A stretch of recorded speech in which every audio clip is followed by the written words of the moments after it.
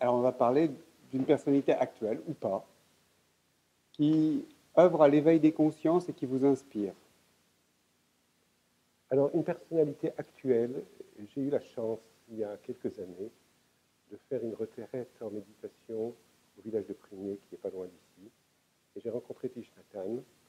Et très simplement, il nous a offert des voies de méditation et qui ont été ensuite utilisées dans beaucoup de milieux. Et il ne se sent pas propriétaire. Il ne se les approprie pas. Il le fait avec énormément d'amour, de noblesse. Et j'étais très touché par cet homme. Il n'est pas de ma tradition, mais peut-être qu'il m'a aidé à approfondir ma tradition.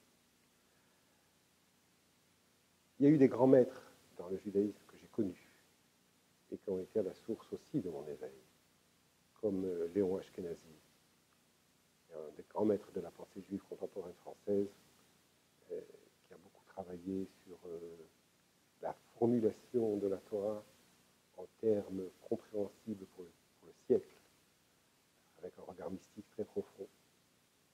J'ai été très inspiré par le Rav Kook, qui était le premier grand rabbin d'Israël, qui était un grand poète, un grand mystique, un grand philosophe, un grand talmudiste, et qui portait sur le monde presque un regard divin. Vous voyez l'étincelle de vérité dans chaque coin et recoin de la réalité.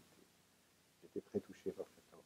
Le Rav Wolbe, qui était mon maître, qui était un des grands maîtres de l'éthique juive, et qui nous a pris par la main et nous a appris à rentrer dans notre intériorité, de visiter notre intériorité, tout en étant conscient de ses failles et en ne se racontant pas d'histoire.